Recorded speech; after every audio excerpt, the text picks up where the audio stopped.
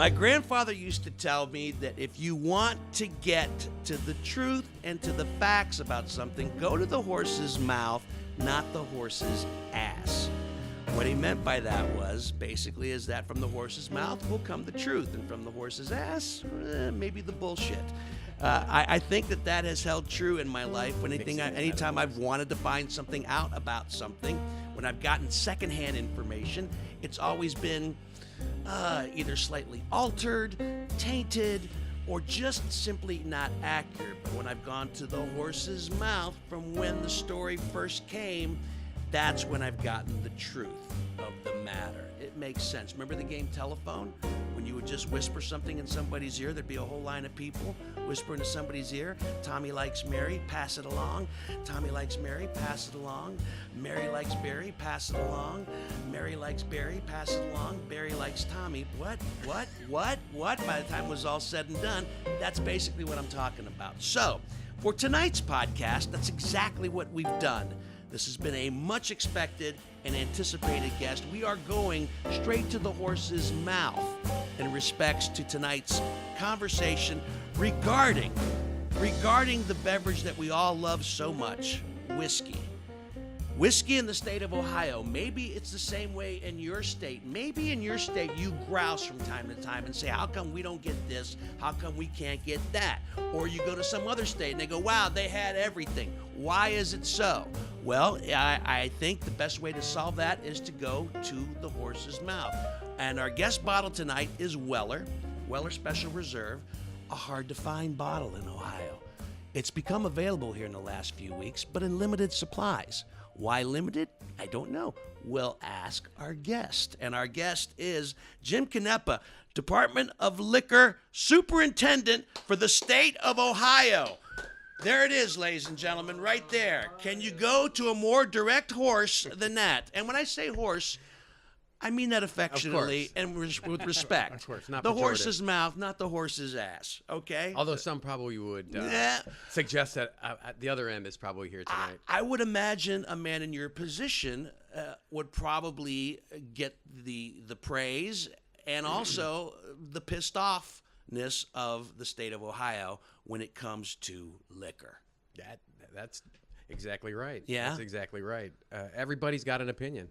Yeah. You know, to go back with the horse's rear, everybody's got one, and everybody's got an opinion. But you're right. I think your intro is exactly right. I think there's a lot of confusion, misinformation. You know, it depends on what kind of imbiber you are. I mean, if you're a bourbon high end, you like to go after the limited supplied stuff. Your opinion's different than somebody who likes to grab 5 handles off the bottom and put it into a watermelon. Right. That person is looking for. That would be, well, you know what? That's probably been all of us at some point. Well, of course. Because that's what it's there. We said this on a previous podcast. One man's swill is another man's swell, right? That's right. Yeah, That's right. Well, I loved Ancient Age. Mm-hmm. Ancient Age, plastic 175 handle on the bottom shelf. It's another a Buffalo Trace product, and like suddenly people got hip to it, right? Because it's like the bits and pieces of like the Weller, it's bits and pieces of the Buffalo Trace, it's inexpensive, and people got hip to it, and now you can't get it because like the hot dog of bourbons. It's like the best hot dog of bourbons it's ever. Like it'd probably be like the very old Barton of Kentucky. Yeah, it's one of those best kept secrets that people don't know about. But at the end of the day, it's a limited supply, or juice in the barrel is what they say. So like the supplier, calls the shots on a bunch of things. He calls a shot on like how much he's going to put into a barrel, like whether he wants to sell it to you or not. And by you I mean a state. And he also determines the price and how much you're going to get in terms of quantity. So, if you're talking about, big handles of cheap vodka on the bottom shelf, there's unlimited supply. They can get a price on there that people are going to like. And if you really want a volume discount, you're going to go to Kentucky to the party store and grab 10 of those at a price better than here in Ohio. So those people are going to grouse like, oh, I went to Kentucky and I got, the handle of whatever Smirnoff or the handle of Popoff, and it was $5 cheaper per handle. And I'm like, okay, that's great, but what did you pay for a bottle of Pappy? Mm-hmm. Well, thousands. Yeah. Well, what is it here? But the most expensive bottle here is $249. So if you're a bourbon lover and you want to pay retail, you like a control state. If you are a bourbon lover and have unlimited resources and you want a bottle of Pappy, you want to be in an open state, because open state, you can find it, but you're going to pay $2,000. So we're a closed state? We're a controlled state. We're a control state. And there are 17 states in the country that are control states. And really, it's another... Is that to our benefit or not? Again, it depends on your opinion. Like, if you want this... Yeah. What'd you pay for this? $27. Okay. If you want this at $27, you're going to love a control state. If you want this, when you can't find it here... On the secondary market, I could have sold that bottle for, who knows? Whatever somebody's going to pay for it. Yeah, exactly. So if you're in Illinois, it's an open state. California, open state. New York, open state. Washington, open state.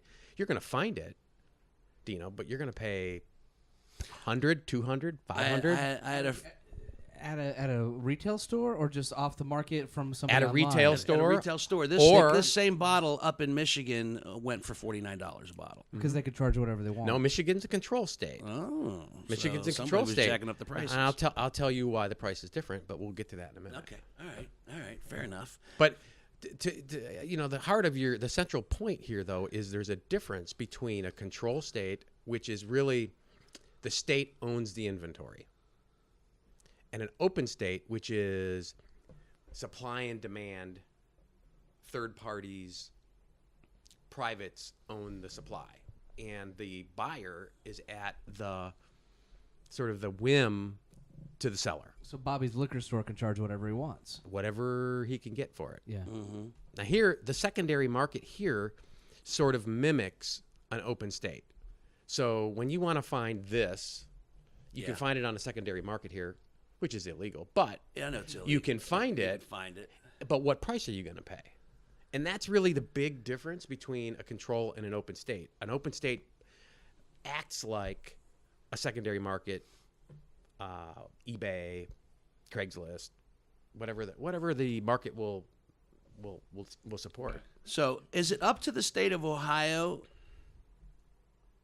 as a controlled state to determine what comes in, what we get, and what we decide not to bring in? So when I get that basic, let me just put it down to the basic bourbon whiskey lovers question: how come we don't get as much of the good stuff as what a lot is the myth and mythology that Ohio gets cheated on the good stuff? That's the best question. That's the core, right? Yeah, I mean, let's start from there. Let's start from there and go up. So here's the thing: I'm in the business to sell as much of this as I can. Right. I'm in the business to sell whatever I can get my hands on that people want, especially bourbon. Bourbon, next to tequila, is the highest grossing, highest growing It's exploded. category. It was vodka for a while. Everybody went crazy over the vodkas. And now it's the bourbons. It's tequila growing at 38%. Then it's bourbon. Then it's Irish whiskey. Yeah. And then gin is starting to catch up a little Gin's bit. making a little bit of a comeback. Vodka flat. Scotch flat, unless it's a single barrel, a single malt. But so my whole thing is to sell as much as this as possible. So I'm trying to get as much of the good stuff as I can to sell. So there's no... What's that process then? The process is, So it's please, not up to Sazerac, you? Please, So Sazerac. it's not you. Please, It's not Barton. Ohio saying no, Sazerac. No. You can't come in. No. It's you actually Begging. begging them. Them. So it's not Ohio saying no, we don't want it. Heck with that Barton 1792. Heck, oh, shoot, I don't want any of that old Fitzgerald 11-year. No, I want it all, Dino. I want it all. I want All right. it all. Well, let me ask you a question then. Speaking of wanting it all, what happens? What's the process of delisting? Delisting is it doesn't sell. It doesn't sell. So you're telling me that Willet, which is Willet is never listed. Willet was never listed here. never listed here. No, because you can't get it. Because their distillery is fairly new, and the amount of juice. See, once again, that's one of the rumors that Willet was on the D list no, and out. That we had it, and Are now you we, kidding me? I would love to. I was going to say it made no sense to me when Willet is so new that they don't have the juice in the barrels to like push out there to just anybody. So because of supply and demand, they're going to go to markets that they can make the most bang on their buck. And so, they're getting that from Japan. They're getting that from private casinos, from hotels, from restaurants, now they're growing. Now, obviously when you want that sweet spot in bourbon, 8 to 12 years. I mean, it takes 8 to 12 years, right? And so Willet is not that old. right. So they're, they've got a ton of 4-year stuff, but they want to mature those barrels and then be ready to go. My whole thing is, I'll give you an example. The stuff that we're drinking right here. The Weller Special Okay. Reserve, nice wheated bourbon. So this is a coup for the state of Ohio. Yeah. Okay, because no other state is getting this. And you know why? No, tell me. Because Ohio is the best, hottest bourbon market right now. And what Weller is trying to do is they're trying to capture market share from Makers and Bullet. And if you notice, on the shelf, it's faced up right next to Makers. Yeah. For a reason. Well, I'll get to that in a second. I haven't found it on the shelf. Okay. Which is another question I have for you later. Here's why, right? So we knew. Well, let me just back up. So my whole job is like cajoling CEOs of Heaven Hill, of Buffalo Trace, like, give me your barrels, give me your good stuff. And so we did a raffle on the Pappy. Now, if you know, Pappy and Weller and Buffalo Trace and Blanton's and Ancient Age, Yes. they're all one distillery, One big distillery, yes. right? And so And a the lot of- CEO, his name's Mark Brown. And when I got this job a year ago, they shut off the spigot on Pappy. And I'm like, dude, what's the story with that? And I met him in Miami, and it's the coolest thing. Buffalo Trace has got a cabana set up In Miami. with all their stuff, and I'm talking to the CEO of Buffalo Trace, and in comes the owner of Sazerac, a guy named boy. Bill Goldring, and I'm like, okay, I'm like, it's like I'm in Colombia. To the uneducated listener, these are like celebrity names in Yeah. bourbon Yeah. or in whiskey, in the whiskey world. Yeah. These are like stars. Yeah. Yeah. Yeah. So like, yeah. I mean, I have their picture. I have the picture as like a screensaver. You started to mention like Colombia, like you're with the Pablo Escobars. I'm with Escobar. You're with the Pablo Escobars. of Right. whiskey. And I'm like, and I'm like, That's I'm hysterical. like, Mark, and he's an English dude. I'm like, Mark, what's the story on the Pappy? And he's like, well, the problem in Ohio is the secondary market. Uh-huh. And we don't like to put our stuff in the secondary market because they don't make any money on it. So what happened is they would, and we only got 300 bottles for the whole state of Ohio Of Pappy. Pappy. The 10, the 12, the 15, the 20, the 23. And so 300 of that assortment. And I'm like, what's the story on that? He goes, I don't like the way I bring in my product to Ohio. His juice that is like gold in a bottle. Right. And it goes to like a couple of guys over here, and it goes to a couple of guys over here. Mm-hmm. It goes to this restaurant over here. Right. And it's gone. That's it. And then you and you and me and you don't get to try it. And I said, okay, well, what do I do? What do I do? I want it. He goes, do a lottery. Do a lottery. I'm like, okay, what's that? He's like, okay, at your agency liquor stores, put a lottery ticket there. Yeah. With an electronic code. They register online, and they get the opportunity to buy the bottles. Right. We've all gotten in on those lotteries. We did that. We did that. And he's like, okay. He goes, I will release the Pappy. And he released that 300 bottles, and we did the lottery, and it was a huge success. Yeah. It was a huge success. So the next time, he's like, I'll give you 700 bottles. And now we're up to like 1,000 bottles. Right. And he goes, and it's gone so well. Now look at it this way. From the supplier standpoint, they're looking for a market that merchandises in a way they like, because they want to get as many people hip to this as possible. They don't want it to go to one restaurant and some big fat cat CEO, right, and nobody else gets to try it, because that doesn't do anything for the brand. So he liked it so much that he said, I want to do an experiment in Ohio with Weller. I'm like, what do you mean? He goes, I want to, because you guys are doing such a good job merchandising for Buffalo Trace. I want to give you Weller, the Special Reserve, and the Antique. And he goes, look, I'm going to bring it in. We're going to pick 150 agencies.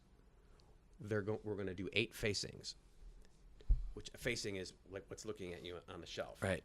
So you got 750 of the Reserve next to 750 of the Antique, next to the 1.75, and then there's 2 200s. So you've got 8 facings. When each agency sells through, we will replenish it. So as these agencies sell it, we restock it. And it's not going away. No. It's not going away. And so people are freaking out even before it got to the shelves. Yeah. People are like, there were signs, no more Weller. People were like, when is the Weller coming? Yeah. When is the Weller get in coming? line. But they're so conditioned, and I'm one of them. As soon as it comes in, they gobble it up. But it's coming. It's going to keep getting replenished. And after a while, it'll be so sort of like it's always there. So here, what they're hoping to do, and you can't steal market share if it's not on the shelf. Right. And when you go there, very rarely are you going to not see Makers.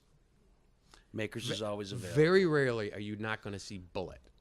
Bullet's always available. They want to take their market share. Buffalo Trace, on the other hand, sometimes hard to get. Buffalo Trace, and it's one of those $25 to $29 bottles that it flies hits, off the shelves. It hits the shelf, and it's gone. It's got a market for that, and so Ohio isn't saying, "Oh, let's only put out a little bit." No, we're putting out what they give us. When it's gone, either it's limited allocation, and they're like, "You're SOL till next fall," like Pappy. Mm-hmm. Or they're like Weller. Now this is like a huge deal. This is a huge this deal that I got. Nobody can believe I got. So you're responsible for getting Weller. Yes. Congratulations. Not just getting it, but getting it and getting a continuous replenishment. A continuous replenishment. So it's not like a one-shot deal. No. And that's why it came in. People were like, "Rah!" Yeah, really. So now it's back. It'll keep, because for those people who are in the know, a lot of people, it's basically to some extent the same recipes. It is of the Van Winkle that people can't get. Okay, yes. here's the story. William LaRue Weller, right, in 1840, swapped out wheat for rye, and he created the wheated bourbon, which is the Weller Reserve. Right, it's a softer, sweeter, more fantastic thing. A little peppery. And he, in the 1890s, hired a guy named Van Winkle, Julian Van Winkle, right, who was a sales guy for Weller. And then he went into business in 1907 with Weller Brothers, and they created the Van Winkle brand. So it's all wheated. Buffalo Trace, Weller, Van Winkle, and that's what everybody wants, is that flavor profile. I mean, that's what I want. It's a great flavor profile. I mean, this one's got a great nose. It's got a great palate. It's got a nice finish. I love everything about it. And just a couple weeks ago, we had the Antique 107 just amongst ourselves in a podcast. We got a little greedy and kept it in the family. Yeah, thanks for that, by the way. Yeah, you're welcome. You're very welcome. Oh, You know who those guys look are? at that. Yeah, look at that. Bill Goldring on the far left. Mark Brown Uh-huh. on the far Wow. See right. this, we'll try to put this picture up on our YouTube channel, but can you send that to me, Sure. Jim, and then I'll put it Sure. on Instagram Sure, and stuff. like you can tell by like my gleeful Yeah, schoolgirl smile. you look very, very happy. All right, before I continue on with some of the Okay, more have the- we dispelled myth number one? I think so. Let's I- hammer on it if we haven't. No, I think we can come back to it Okay. because there's some other myths that I want to get into. What? I have a question for Jim. It's not gonna take long. Okay. Because we don't have to go into this, but Greg. I used to be a craft beer guy. Is it same or completely different? In what respect? Where you want to get that like Three Floyds Brewery stuff in, et cetera, et cetera. Yeah, we are fighting with we're so fighting with Michigan, Virginia, Pennsylvania for all this stuff. Right. We're It- fighting with so like beer my and liquor counterparts combined, literally like- will meet and like Yeah. screw with each other like I got this and you didn't get it. Okay, because Okay. that I'm gonna get to that. Yeah. Oh, Because okay. because I believe with and you can obviously correct me on this, but the Ohio Revised Codes allows wineries and breweries to ship directly to consumers, but that's not the case with whiskey. Right, because Ohio doesn't own beer and whiskey. Ohio owns the high proof 42 plus spirits. So, the control state is something that happened after Prohibition, right? So Right. when Prohibition came in, the federal government said, hey, states, figure out what you want to do. Ohio said, we'll own this. Everybody else can own the beer and the wine.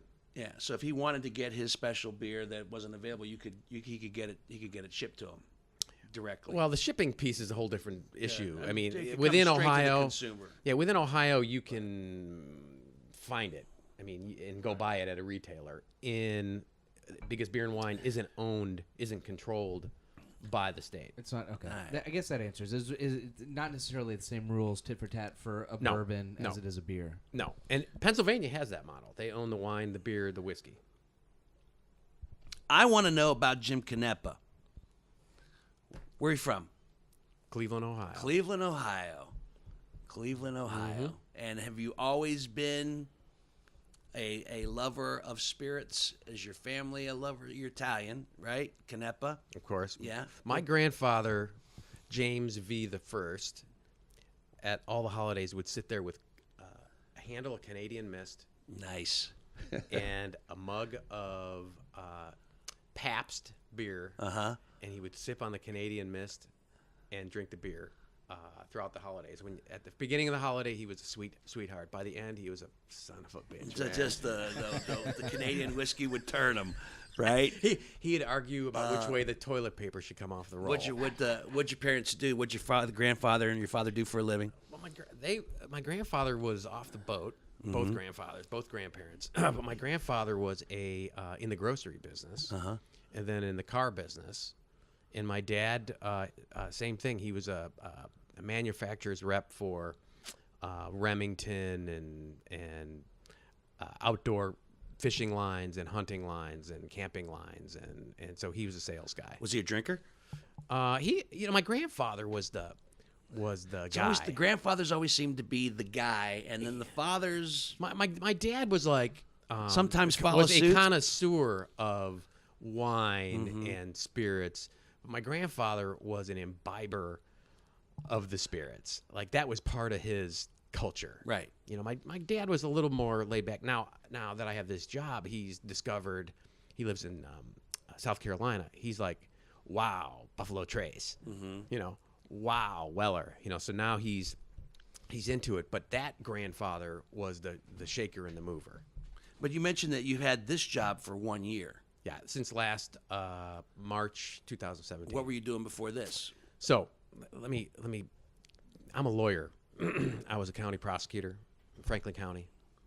It's a nice transition. Yeah, I was the guy who got assigned the cold cases, cold case homicides. I was the guy who could figure out how to make stuff happen, put it together, difficult cases, things like that. And I got a reputation for solving things that were very difficult.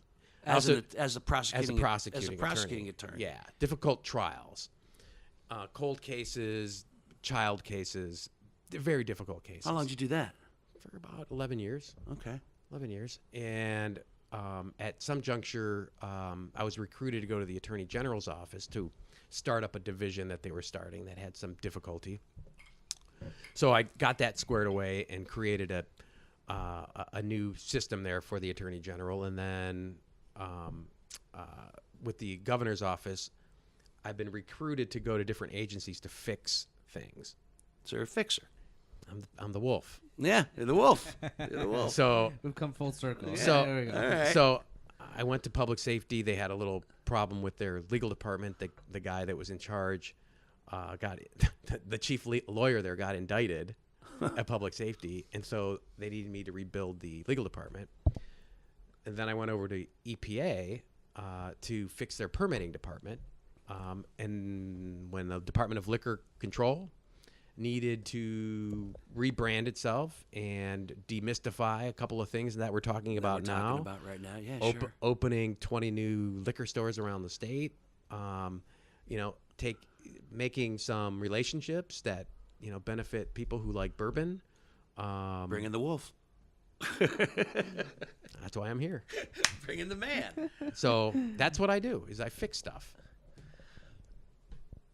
I think that's amazing because, you would think that if our guest is Jim Canepa, Superintendent for the Department of Liquor for the state of Ohio, you would think that it's a job that you got after working your way through. Is there like a liquor board per se? Mm-mm. There's no board. Mm-mm. It's just you. There's a because if there's a board, I want on it. This is another confusion in the state of Ohio. So there's the liquor cops.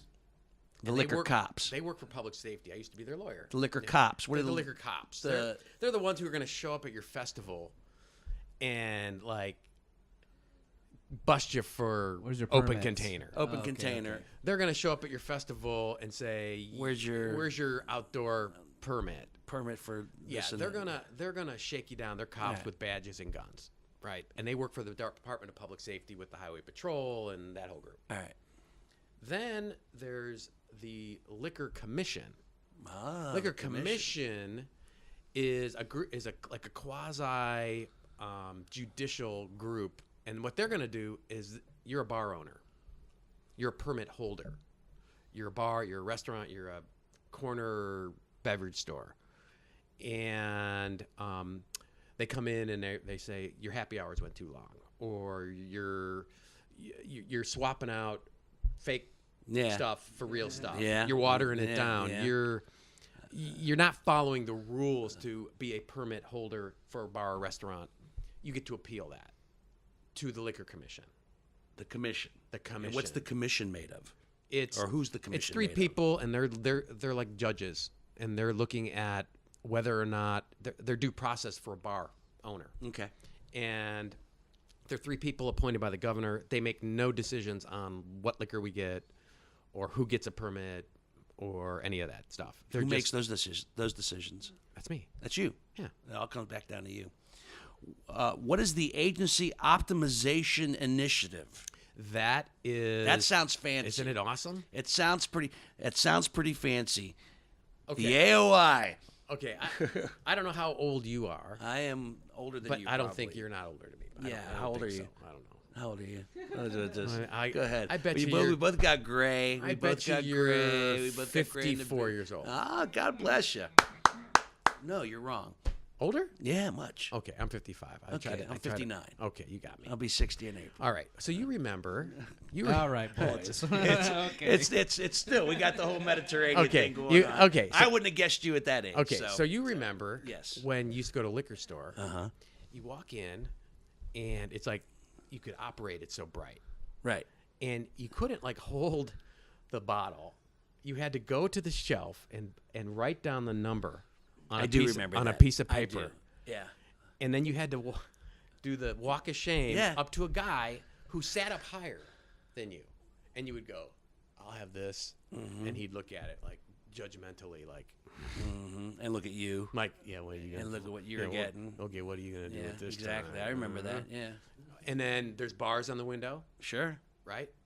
So the problem with that is, like, from a retail model, like, you don't want to shop there. I mean, I know, like, a lot of people who wouldn't even go to a liquor store because they thought it was like a next thing to a boot joint. You know what I mean? And so that has carried over in a lot. We have 465 liquor agencies, right? And they could be a Giant Eagle, they could be a Kroger, they could be a Meijer, but they could be like the corner store with the bars and the windows, right? And so the whole idea here is to kind of take a page out of the craft brewers marketing plan, which is, come on in. It's nice wood and it's cool stuff and there's signs, and I got a guy who's going to tell you about how it was made, and it's in a, get excited about like your choice, and it pairs with this, and you can have and so like the whole optimization is another word for saying, don't be a stupid place with bars on the window with bright lights. Right. It's be an inviting. We want to make it look like the man cave, right? Where you want to go in and hang out. And so and get buy me a stuff, liquor license, and right? I'll just start. And You're people talking can to the come right guy here. here. So let's turn this address into an operating liquor store. And I'm pretty damn close. If you go in the next room and see what's in there, I am impressed. I really am impressed. I mean, You've not only got the spirit, you've got the hardware. I got the hardware. There's a lot of history in this house. You got the Sinatra back there. That's nice. the whole Jack Daniel's corner, all of its own. It's more of a shrine. It is a little bit of a shrine. That's a long story that I've shared on other podcasts. But Jack Daniel's is my everyday. That's your go-to. It's my go-to whiskey. When there's nothing else, Hey, Jack will do. Hey, You know. I've drained many of those sitting over on that shelf over there. So, but that's the idea. Yeah. Dino, it's. You want it to go from sleazy to kind of sexy. I want it to be like, yeah. I don't want to people drink more. I want them to drink better. You know what I mean? I like that. And so it's rebranding. It's and this is the other thing that's critical, right? The Giant Eagle over here and the Joseph's up in Toledo have different things that have sales velocity. In other words, your Gentleman Jack is probably flying off the shelf in Clintonville because that's the demographic. But maybe in Marietta, it's Fireball, right? So part of the thing that I was brought in to do is implement this new inventory control system, which is really like, you see the UPC code right here? Yeah. When you go buy this and the cashier goes boop, that information tells me how many bottles I now have, how many are purchased, where they were purchased, how quickly they were purchased. And so now I can look at that data to say, you know what? What's on the shelves here isn't selling or is selling. What's on the shelves over there is, let's put more of this up there and less of that down here. That's just marketing strategy. Yeah. It's basic retail 101, but guess what? Like the slow, Hasn't been big done. It hasn't state been of done. Ohio bureaucracy has done nothing. Why? Because liquor, year over year, actually makes money, even if you shoot yourself in both feet. But the question is like, we could like make a lot more money by actually making it inviting and educational and driving you to try new things and telling you like basic things like the difference between a Tennessee whiskey Right. and a bourbon. So you want the people that are going to be in these agencies to be educated and to be able to We want them to if be If our- I ask a question, if I have two whiskeys in front of me, tell me about these whiskeys and why should I pick this one over this one, or maybe why should I get both? Here's what I want them to tell you. I want them to tell you, hey, the Weller, Yeah. guess what? This is here to stay. Don't worry that it's not here today. It'll be here tomorrow. I'll be here tomorrow. And here's why. 150 stores are getting this. It's going to be replenished. Not a shrug of the shoulders. Oh, the state didn't give me none. Yeah, I mean that's what a lot of people are kind of getting, though. You know? All right, which brings me up brings anything. me up to a sore spot with a lot of people, because not for the people that are on it, for the people that are not on it.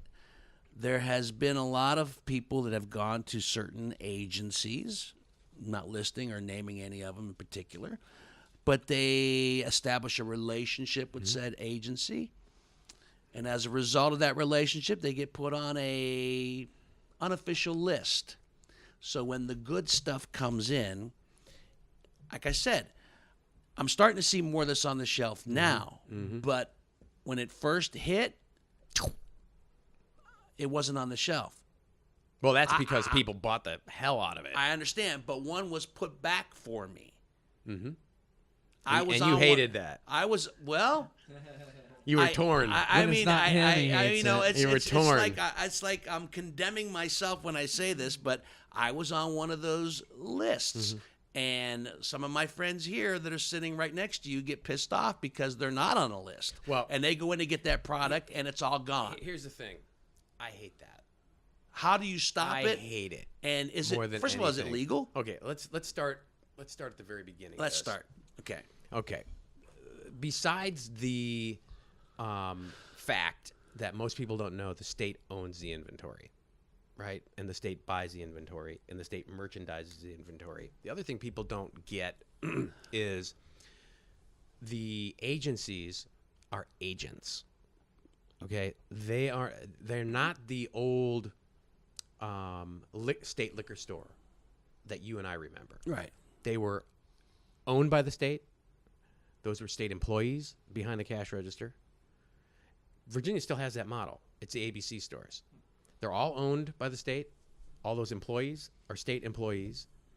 And so you've got great control like any other state employee. It's like you can't buy it yourself. You can't give it to your friends. It's all those rules that a state employee has to have. How's the retirement? Good retirement? In Virginia. Okay. Probably great. So in the 90s, the state changed the law and said, you know what? We're not going to own state agencies and state liquor stores anymore. We're not going to put state employees in those stores anymore. We are going to give contracts to retailers. In other words, Giant Eagle is a contractor. So it's not a permit. It's not a license. It's literally a personal services contract where they get a commission to sell the state's booze on consignment. So all those bottles in the Giant Eagle, all those bottles in ale spirits or Chateau, those are all the state's bottles. They are sitting there on consignment like the consignment clothes store. And when they sell a bottle, they get a commission. Boop, right? Right. So besides this, they're selling jerky and chips and power drinks and sub sandwiches and, whatever. They were in business probably for 50 years. Right. They have a family business, and they're selling whatever they sell. So they have their own idea, their own customer base, their own what they think is like who should get this and who shouldn't get this. Now, before I came in, it was cultural. They had their own lists. They bought it themselves. They held back for their friends. They maybe, they also sell to bars and restaurants and hotels. Right. Like, maybe I want more of this to go to So-and-so. restaurant. Right.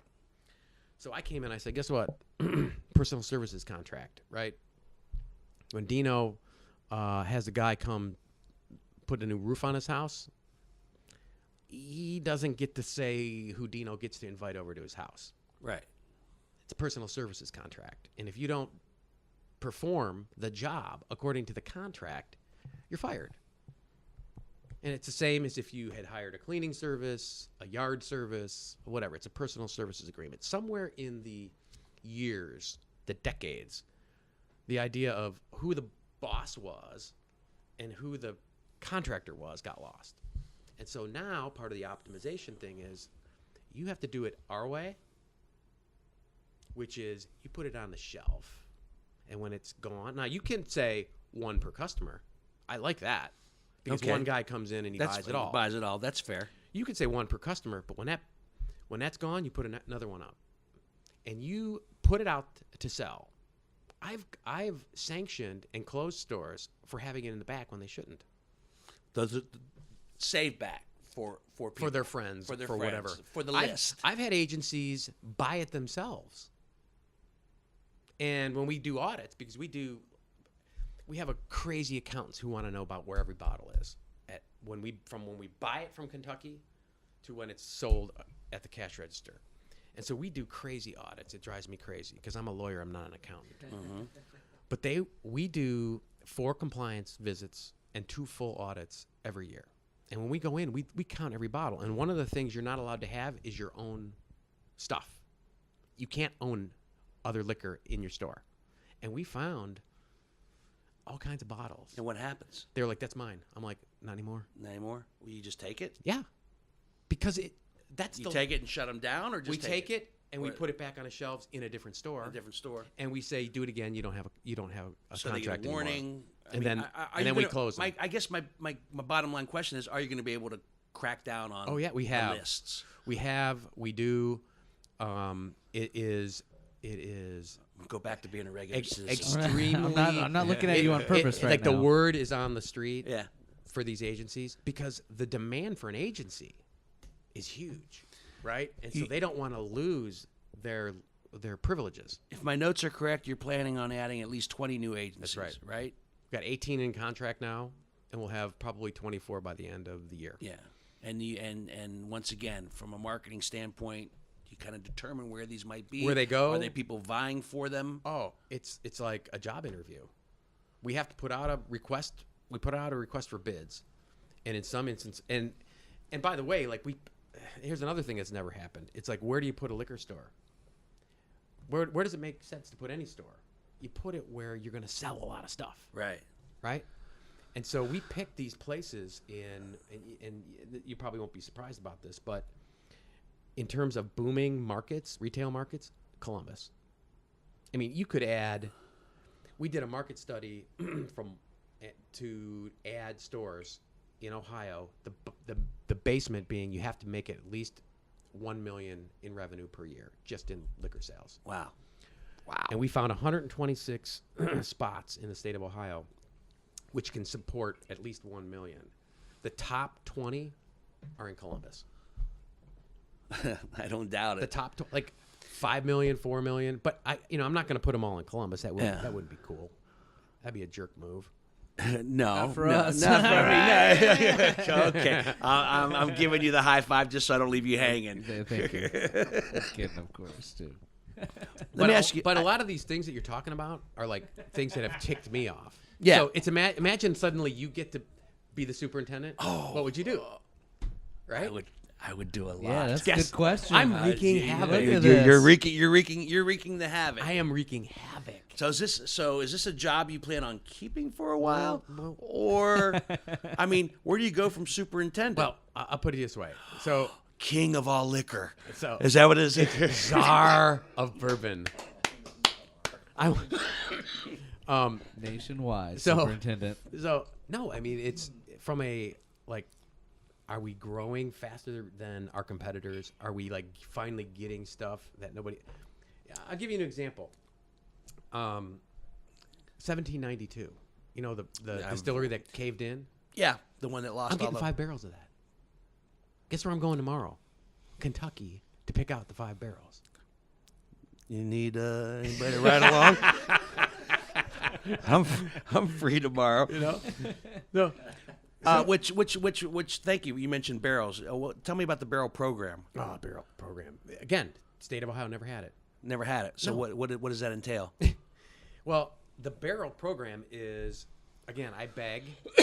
Excuse me, getting over a cold. I beg. So, Heaven Hill, Makers, Wild Turkey, Woodford, Barton, Elijah Craig. Oh, nice. All great names. And there's a couple that are trying to make a name for themselves, like New Riff that used to be OKI. basically the big boys, I'm like, look, if I can buy barrels, single barrel strength, I can knock it out of the park. And we did that with the Wild Turkey release. I bought 8 barrels of Russell Reserve and 8 barrels of Kentucky Spirit. And Eddie was there tasting it with me, and he's like, you want that one? You want that one? You want that one? And you want that one? Was he upset because I think isn't what Wild Turkey 80 one of the ones that's going away? From when it's been on delisted? It's a blended whiskey that isn't selling. Not selling. We want the other Wild Turkey products. We want Kentucky Spirit. Yeah. We want 101. Yeah. We want Decades. We want. So I was down there, and again, it's Wild Turkey barrel picks are so cool because like there's nothing controlled about it. It's like you go in there and literally the master distiller sticks the thing in there, and you're like baby birds, and he's spilling it on your shoes, and he gives you a taste, and he's really guiding it, right? He's really guiding it. We did that with the Columbus Italian Club. We went down and we picked our own barrel of Russells. Of Russells. You did it. You did the same thing. Yeah, we did the same thing. Except the difference is I'm buying 8 at a time. Right. Or 5 at a time. And in this case, 8 Russells, 8 Kentucky Spirit. Right. And then they bottle them. They put some Ohio-centric thing on the label. Like you guys probably had, Dago whiskey #1 or something. No, actually, it just came. I'll show it. I mean, I can get it for you. But you can get your own label. Yeah. Right? You can get your own label. And so we picked 6 stores, 2 in Cleveland, 2 in Columbus, 2 in Cincinnati, and the 8 barrels went in a half an hour. People waited around the block. I don't doubt it. Word gets out. And it is a crazy town. And so, but I've done those same things, and it gets people excited, and nobody was ever doing it before. It gets people excited about, like, bourbon. You have a 5-year plan? For me? Or for your position? Well, let me go back to your question. Okay, what's my master plan for me? Yeah. Right? I'm just, causing chaos right now. The chaos is right? good. I'm causing chaos. Sometimes chaos is necessary. And I'm changing cultural things that have never been changed before. Everybody's making money. Everybody's making money. And when, Buffalo Trace is making money, Ohio gets Weller. When Heaven Hill's making money, I get 15 cases of Elijah, or 15 barrels of Elijah Craig.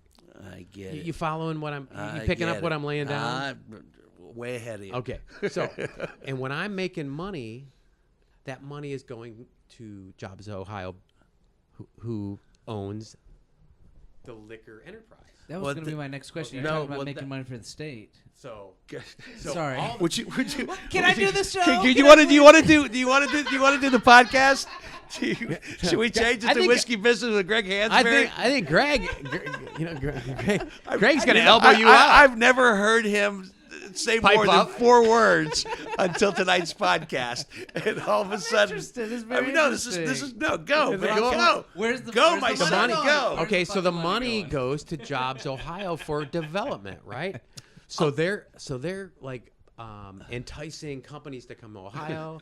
They're doing brownfield redevelopment, and so we're making more money than we ever made. And so you have a chance to dispel a myth as well. One of the questions was, does Jobs Ohio make the decision as to what whiskey we get?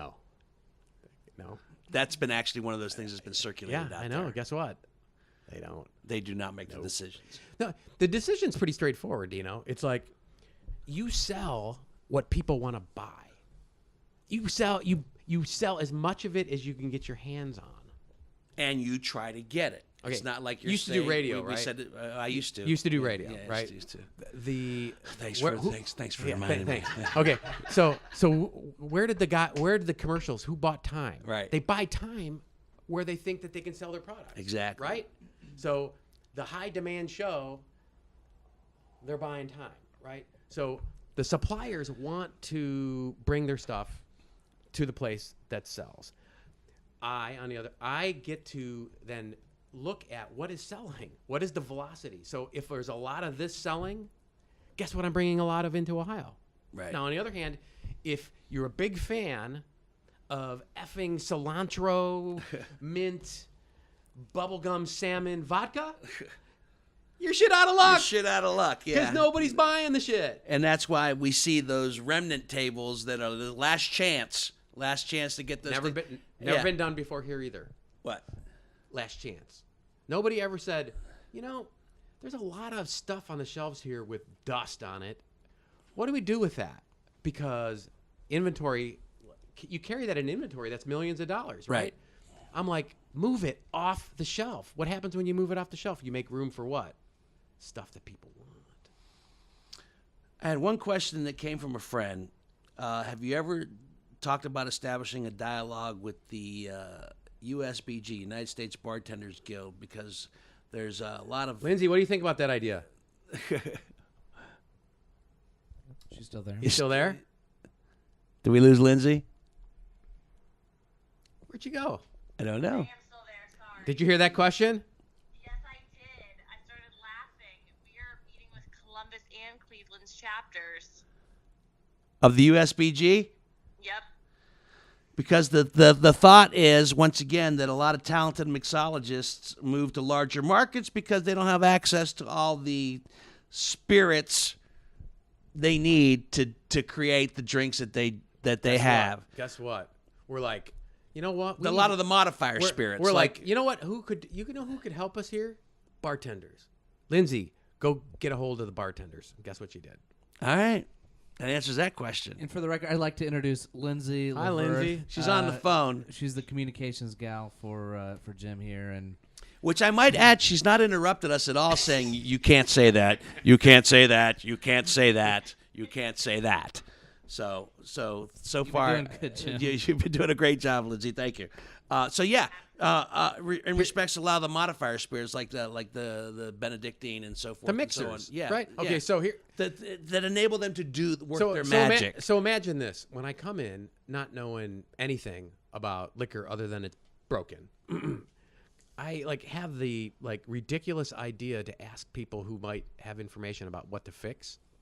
Like the Spirits Association, like the Restaurant Association, like the Grocers Association, like the Ohio Spirits, people who Right. may have an idea. And they're like, hey, there's a lot of stuff that doesn't sell with the velocity like Jack Daniels. Like, rather than delist it, what can we do different about that? And I'm like, what do you mean? They're like, well, mixologists like these different things, like it's a seasonal drink or it's a handcrafted drink or it's a Right. special on a menu. What can we do about that? And I'm like, well, how about if we pool all the specialized mixologist type stuff And there's a lot of good ones in town. at 20 liquor agencies around the state. So from a business perspective, I don't want to buy a ton of Benedictine Right. if it's not going to sell. But if I put all the Benedictine in 15 or 20 locations around the state and say restaurants and bars, you can pull from any of those agencies. Now I start getting some turnover, right? I got you. And so that's what we did right away. And so the bars and restaurants can now have a menu, and Lindsay can provide this to you, but we have a menu of all the mixer type stuff and what agency around the state a bar and restaurant can get it from. Okay. So we're moving right along. We are. I literally, your friend, right? Yeah. You got a friend that said, ask him about this. I have a friend who's like, here's my things you need to change. Yeah, I Right? bet. Putting stuff in the back for other people. Yeah. We covered that. Open more agency stores. Covered that. Barrel program. Covered that. Bourbon festival. Bourbon. Well, there was just one this past weekend. That's not what I'm talking about. What are you talking about? I'm talking about Kentucky style. Bring in Buffalo Trace. Bring in Willet. bring in Heaven Hill. Bring in Whiskey Business for a podcast. I think I'm free that You weekend. you bring in Whiskey Business for a live podcast. You bring in bands. You make it a 2-day thing. Yeah. We'll Food. host the whole damn weekend. Right. What are you talking about? No, Just a I mean show. what they did was cool, and I like made sure they did it right. In Grove City. In Grove City, I This made sure past they weekend, yeah. I made sure Yeah. they did it right. Yeah. But the big guys weren't there. No. The promoters did a really good job at promoting a lot of products, but if you gone to one in Kentucky, it's like Mardi Gras, but it's bourbon, and it's the vendors, and it's more like a trade show. There's one is it in May every year? Yep. Yeah. I It's- think it's- I'm going to that next year. We want to do that. Yeah. And so the other thing was, it's like, okay, you go to these things, you do a tasting at the place, and I really like. I'm trying. I don't know. Let's say Bullet, or let's say something that you like. I don't know. You're tasting it. I like right now. McKenna is like Another great. It's- under. I love it. Under right? $50 bourbon. That's terrific. Single barrel. Yeah. 10-year. Yeah, it's Bonded. Right. Beautiful. Profile, great. I try this and I'm like, damn, can I buy one of those? Can I buy a bottle here? Yeah. No. I'm like, why not? Why can't I? They're like, well, we legal mumbo jumbo, blah, blah, blah. And so I'm like, why can't I do a pop-up liquor store? You're going to work on that? I already done it. Damn. You know, the North Market had a distillery, local distilleries. There were like 20 of them. They brought their wares. Now I sell their stuff at the Arena liquor store, right? Right. So Arena comes with their wireless portable stuff. Open for business. Ohio liquor store right there at the festival. So your buddy gave you your list to ask me. Yeah. My buddies, who are all bourbon nuts. Nuts. You let the fox in the chicken house here. But a smart fox. Well- and a good fox. Trying to and make it fun. You've been at this for a year now? A year. Yeah. Make it fun. And you've made and in your opinion, have you made strides? Oh. In your opinion? Oh, And are you facing any opposition? no. No. No, it's like a friggin' Because it's it's a about friggin' money. love fest. Because it's about money, It's right? a love It's about fe- revenue. We're bringing in. We have barrels. We have Weller. We have Pappy. We've got Wild Turkey 2002 is coming in. They discovered 25 barrels of 2002 Wild Turkey. Discovered. Discovered it. It was They just bump into it. it was being stored at Four Roses Distillery. And Eddie Russell. That's your heart right there. Eddie Russell discovered the 25 barrels, and so we're getting a shit ton of it. Oh, that's awesome. Yeah, so it's just, it was the liquor business was kind of like, it makes money, why do we need to pay attention to it? But the liquor business to me is like, let's have some fun and like get cool stuff and like until they rip me out of the seat. Are you enjoying this more than Cold Cases? Cold Cases is pretty cool. Cold Cases is pretty cool. Yeah, Cold Cases is pretty Solving cool. crimes But- is pretty. but this isn't bad. is a pretty cool business. Yeah. But bringing more quality bourbons and whiskeys and spirits to the state of Ohio is also cool. Yeah. Because anybody that's been listening to this podcast thus far, and you have those skeptics and those critics who are debating what's going on in the state of Ohio regarding us, please share this podcast with them, because I think this is gonna right a lot of wrongs. Yeah, I mean, Absolutely. my videographer right here to the right of me, John Whitney, has been one of the harshest critics about such. And do you consider yourself satisfied with a lot of the answers from tonight? I do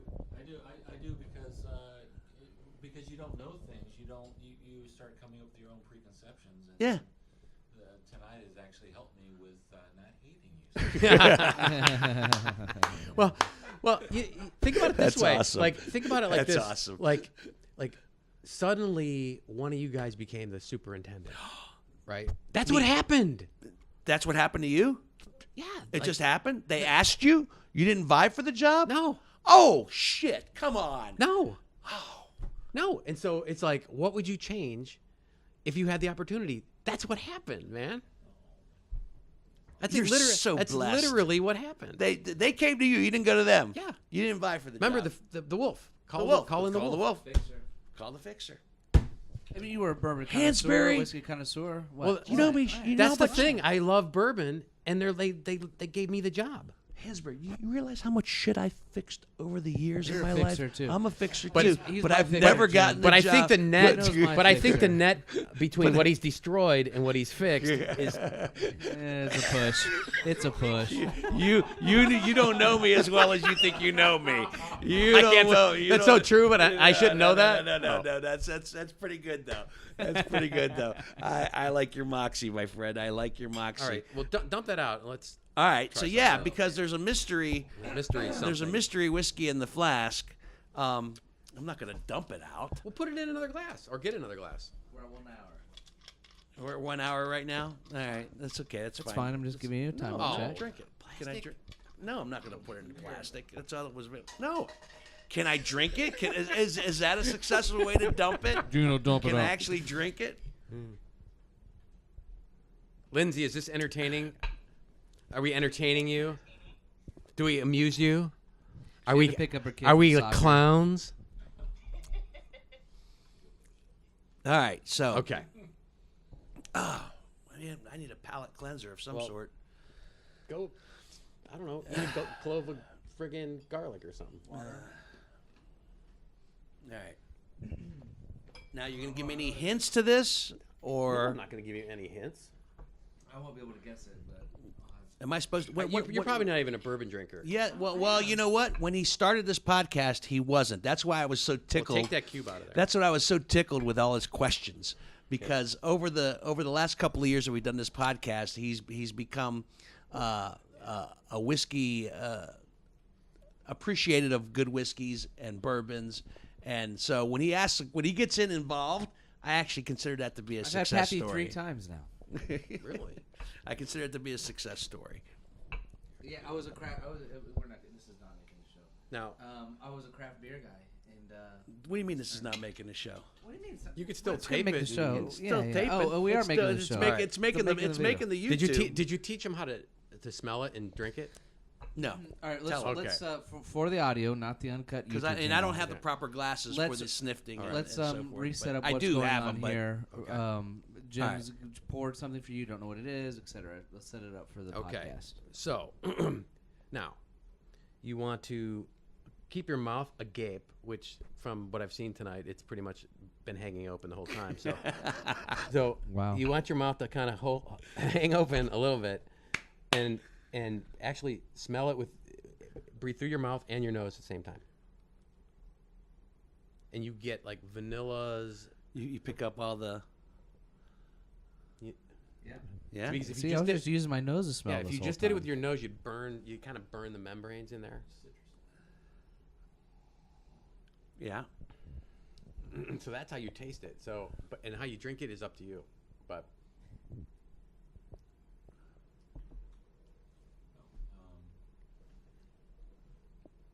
So now we're trying to guess what it is. Is that it? and if you invite me back, I'll tell you what it is the next time. I'll invite you Oh, back for great. sure.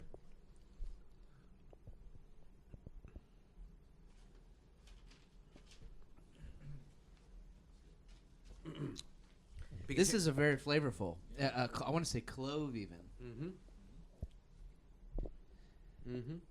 This is locally distilled. I'm going to say that it's nothing that's available in Ohio. nope. I would not bring something here. You that would was not bring something. What? I would not bring something here that you could not obtain here in Ohio. So I can't obtain this in Ohio. It's I 3 can't binds. obtain this in Ohio. It's 3 binds. It's not 3 binds. Which we love 3 binds. They're nice people and they make good whiskey. I'm going to tell you what else we got coming in. So I Yeah, told so- you that I'm going tomorrow to Yeah. pick out some 1792. Is this available as we speak or coming? This is very As we speak. flavorful. This is available as we speak. It's like a Christmas ale. Isn't that just freaking awesome? Yeah. Available as we speak. So let me tell you what else is. So tomorrow, I'm going to pick out 1792 barrels at Barton. Right. We've got Yellowstone. I'm very fond of the Yellowstone. Yellowstone from Luxco, barrel pick coming up. Now, What's that going to go for? Probably retail-wise. Because right now the bottle of Yellowstone just it's about $49. $39, $40 a Yeah. bottle, yeah. We did a makers deal where we did the 3 C's. You guys remember this? It was not that long ago. So we went and picked barrels, and then based on their flavor profiles, we said Cleveland, Columbus, Cincinnati, and they sold out in like half an hour. But we have another one coming that we picked while we were there. That's for the rest of Ohio. So it's just called Rest of Ohio. We've got the Kentucky Spirit coming. Yeah? The Kentucky Spirit is in the turkey, iconic turkey bottle with the feathers that they're phasing out. So you can't buy this single barrel strength Kentucky Spirit ever again in the actual turkey feather bottle. And that's coming in. Got eight barrels of it coming in. So that's gonna go like. So to your question about like how do I get it? You got to go stand in line. Literally, and like they will sell out. And then they'll That day. replenish. No, No, that, well, not of that one, but yeah, that will be gone. It's gone. It's gone. What else have we got coming up here? And then 15 barrels in October of Elijah Craig. 8 to 12 year 8 to 12 year. barrel strength, Nice. single barrel. And you know how that happened? Went to Kentucky. Jim Canepa. I met with the owner of Heaven Hill. It's a Heaven Hill family, or they're not called Heaven Hill. The guy whose name was Heaven Hill from the 1860s or whatever, they kept the name. And he's like giving me the PowerPoint thing. He's like, we're trying to get market share and blah blah blah. We're number 3 in Evan Williams and Elijah Craig and blah blah blah. And I'm like, hey man, like I can help you be like number 1 if you want, number 2. Like why settle for number 3? He goes, what do you mean? I go, give me some barrels. He goes, well, you're here, you're going to get 1 barrel. I'm like, you know what? Getting 1 barrel just pisses people off. Yeah. Because like it's like 30 bottles, and like where am I going to put 30 bottles? Like it's just going to tick people off. And he's like, what are you suggesting? I'm like, give me like at least 10 barrels. That way I can put it in a bunch of stores and people get an opportunity to get it. And then they're like, Elijah Craig. And while they're standing in a line, they're like, Elijah Craig. Huh. There's other Elijah Craig here I haven't tried. Right? So that's how you expand your brand. I got 15 barrels. Still trying to figure this one out. Mm-hmm. I have 0 guesses. It's good. It's a very it's one of the most flavorful bourbons that I've tasted ever. Is it one of the most flavorful that you've ever tasted? This YouTube video is going to be hoot because I'm cutting all of this out on the podcast. Well, you're not cutting it out of the raw. You're not cutting it out That's of the what I'm raw saying. YouTube channel, but The as YouTube far as channel is the raw. audio The legit of it, part? you can cut out, but the raw YouTube part. Here's some. No. I want to give you some leave behinds too. You're gonna give me clues? No. No clues. He's gonna tell. Are you gonna tell us? Yeah, I will. If Before you it's all invite me said- back. No. I'm gonna. If I guess tonight, Will you guess tonight? Then I'll tell you.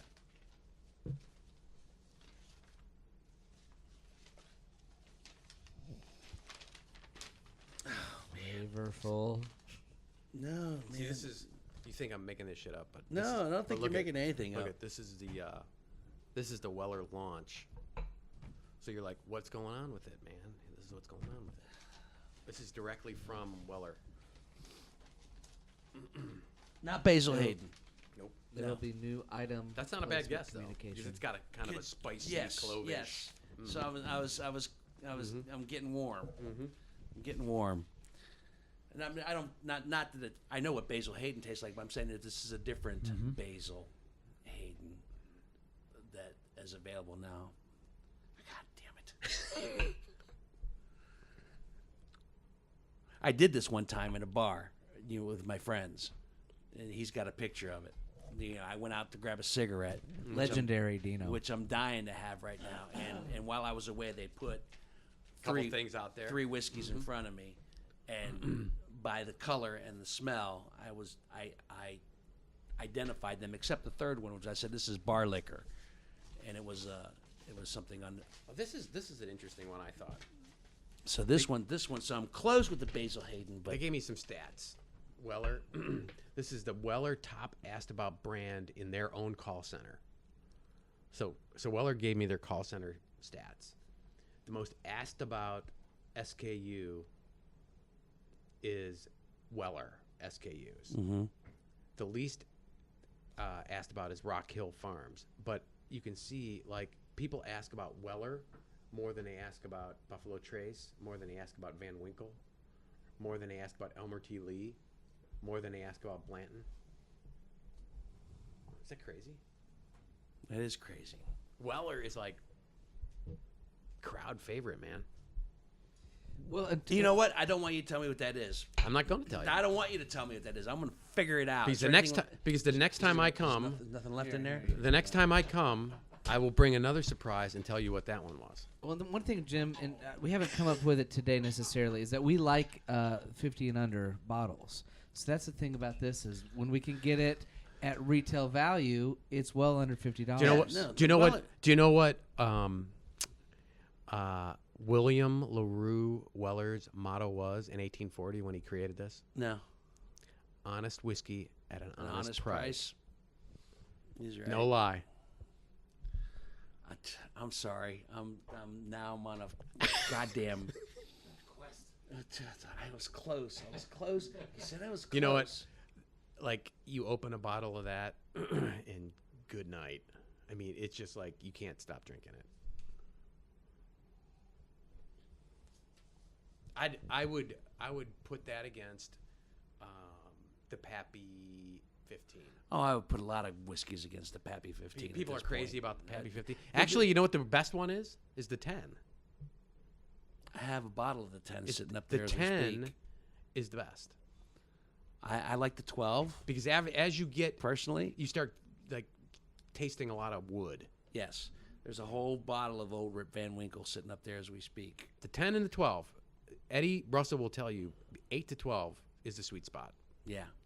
Now he's like, backpedaling on the 15-year-old from 2002. He says once in a while I'm surprised that there's something over 12 that is so good. He wants to sell it. God damn it. He doesn't care. Really? No, he doesn't. He sold his company to Is this new or has this been out? new.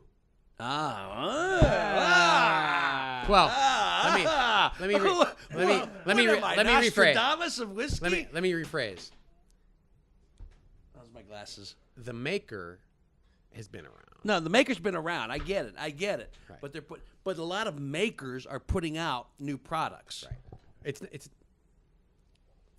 like a barrel program. Yes.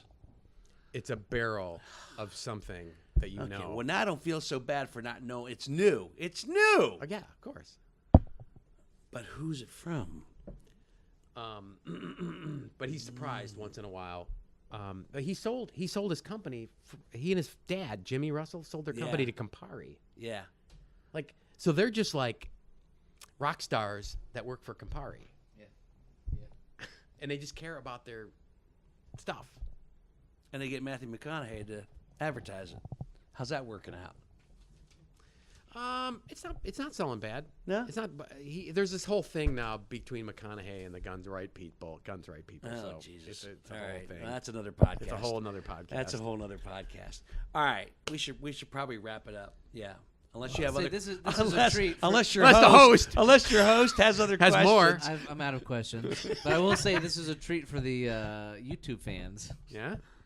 Because the YouTube channel is a little bit, it's uncut more or less. It's definitely uncut and definitely. See, look, I'm like totally in the mood, man. I'm totally. real You know, bourbon. you know what? I No see. apologies. I noticed what you had on. It's a wild turkey shirt. Is that your favorite? I have a few favorites. Or My Wild Turkey or hat- can you not pick a favorite because of your position? No, I can't. I since we own it, I love it all, man. I'm selling it. Because Ohio owns it. We own it. We own right? it. We okay. We own it. And probably my favorite is the wild turkey hat because it's just a little icon of a turkey. Yeah.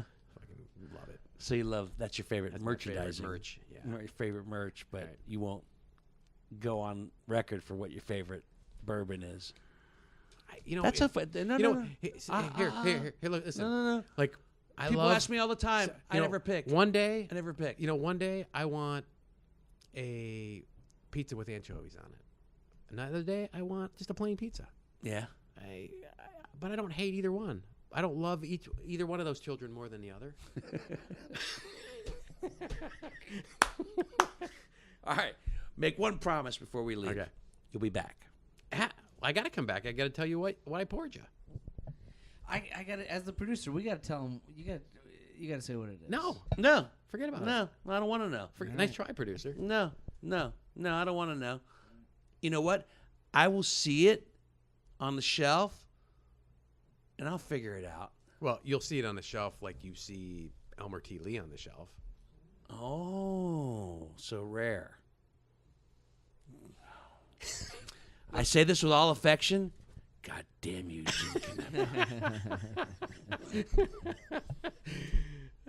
I will find it. I will It was find fun, it. right? Yeah, well, no, it was fun. It was good. It's good. You know what? It's good to be challenged. It's Man, good to be bring it, challenged. bring it. Yeah, and you brought it. And you also delivered. So I want to thank our guest, Jim Canepa, Department of Liquor Control, Superintendent for the state of Ohio. 1 year in and making a difference. I think so after this podcast anyway. Well, after this podcast, I'm gunning for czar of bourbon. Yeah, I think I want to be promoted. I think so. I don't know if there's a czar of bourbon. No, We're gonna but, create it. But if you need henchmen, I'm available. You Absolutely. Also, I want to thank John Whitney, our videographer, who's putting this on our YouTube channel, which you should subscribe to if you're watching us on YouTube. Subscribe to this and also the previous podcast, and of course, co-host. your new host for Whiskey Business. What happened to you? All of a sudden, you just thought, Well, I've never seen you pick up the microphone so many times as you has just had a tonight. bunch of ideas. He's Whiskey Business is Stuttering John. I think I once again I say I think it's great because He's excited. 2 years ago, I wouldn't give a fuck. he didn't know shit about whiskey 2 years ago. Now He's like, I vested. want to know. I got a Now question. he's vested. Dino, He wants questions. Dino, you're not He asking wants the right answers. questions. He has answers. He wants answers. No. And I want to remind people to subscribe to our Instagram channel, Instagram channel. We're on Facebook, Instagram, YouTube. Hey, and don't YouTube. forget. and anything you want. And don't forget, thank Lindsay. Lindsay, Yeah, Lindsay. who's been here listening, Lindsay Lavert. making sure we don't say anything that's detrimental to the state of Ohio. Lindsay, did we do anything bad? No, you guys are good to go. All All right. right, she says we're covered. An hour 20 minutes later, she's been sitting there with her I don't know, With her dog and boyfriend her- no, dog and new yeah, baby. Yeah. Oh, there you go. So Nice. it's like that. The new baby's gonna like grow up and be a Bourbon lover, expert, Yeah. yep. Uh-huh. You know what? Well, I'll save it for next. There's a lot of questions I have about Dino's you. got like copious notes. I've never had on this a many pad. notes. You've ever had. This is yes, it. for All Whiskey right, Business. normally I have 3 questions for my guests. This is the most notes I've ever had for a guest, only because I think it's important to the state of Ohio and to the people who love drinking whiskey in the And state Jobs, of Ohio. Yeah, That's right. I think it's important. So you, my friend, mark our 63rd whiskey, which is Weller's. Do you count the flask? Nope, I don't know what the flask is. Mm-hmm. We'll find out. Well, we have Jim Canepa. And I think this is Back. under $50 too. I think it might be. I think it might be. If you can get it. If you can find it. Yeah. All right, so let me say what I always say when I wrap things up. Whiskey Business is a Never the Luck production produced by Greg Hansberry and our videographer now on our YouTube channel, John Whitney. All the opinions are those of you, your host, and our reluctant and sometimes not so reluctant, very open and generous guest tonight, Jim Canepa, Superintendent for the Department of Liquor Control in the state of Ohio. Thank you, sir, so much for everything you brought to the table. So we hope you enjoyed it, and my friends, until the next bottle, see ya.